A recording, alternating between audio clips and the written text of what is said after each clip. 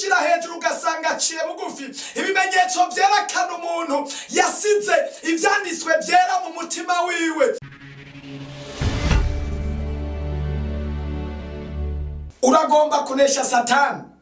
Turabahaye kaze mwebwe mwese abakunzi b'ikiganiro gusenga guhindura ibintu. Jewe ndakibashikiriza nkaba nitwa Pasteur Nduwimana Joseph, n'amashimwe n'umunezero ko dusubiye kuronka ingene tuganira mwaka kanya. Reka ndagusabe mwaka kanya wogiye kunkurikira ufata umwanya wo kundungikira ubutumwa ku bantu 2 canke 3 canke barenga. Uzobutanguye inzira yo kunesha Satani kugira ijambo rizofasha abatari bake. Twagomba rero dusome ijambo ry'Imana. Dusoma hariya muri Timotheo wa 2 igice cyaho ca 3 umurongo waho wa 16. Reka dusome ku majambo abanza. Havuga ngo ivyanditswe vyera nivyo bizigama umuntu mu mutima. Ariko ku majambo ku murongo wa 16 havuga ngo ivyanditswe vyera vyahumetswe n'Imana kandi bigira ikimazi cyo kwigisha umuntu. Imana nishimwe. Hano hari ibintu bishika nka 5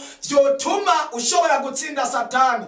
Reka tuvugane ku cyambere cyaka kanya arico ntanguriyeko. Hano twumvise ngo ivyanditswe vyera nivyo bizigama umuntu mu mutima, kandi ivyanditse vyera nivyo bishobora gutuma utsinda Satani. Kandi ivyanditswe vyera icyambere ngo birigisha. Haleluya, Imana ishimwe. Iyo umuntu uhuye yigishijwe ijambo ry'Imana, iyo ubonye umuntu yigishijwe ijambo ry'Imana kandi akarishira mu mutima kandi akarigendera kandi akarihagararamo kandi akaribamwo, uyo muntu usanga ari imfura, uwo muntu usanga ari umunyamahoro, uwo muntu usanga yuzuye mpemu yera, uwo muntu usanga ari umunyembabazi, uwo muntu usanga akora ubugombe bw'Imana. Umuntu yigishijwe n'ijambo ry'Imana riramuhindura. Haleluya, haleluya. Uwishira hejuru ugasanga aciye bugufi.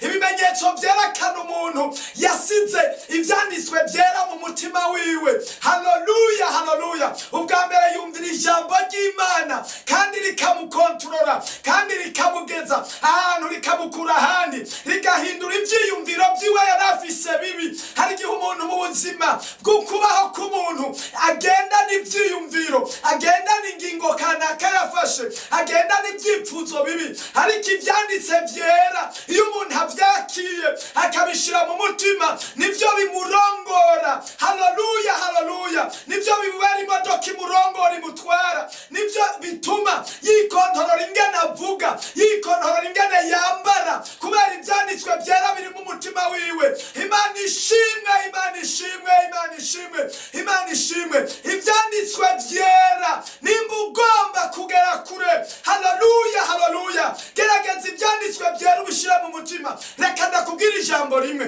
Ku munsi wari ukwiye kugira icyanditswe cyera ugenderamo. Mbega hari umunsi n'umwe wiyumvira ijambo ry'Imana ukavuga ngo uyu munsi iri jambo ndarigenderamo, rimbere ico kumfasha no kunyubaka. Nagomba uhereye isaha nugira ijambo ugenderako, nugira ijambo wubaka, ribe mu mutima wawe, aba ariryo rigufasha gutsinda umugwanizi. Haleluya, haleluya, haleluya. Imana igufashe kandi kugire neza cyane.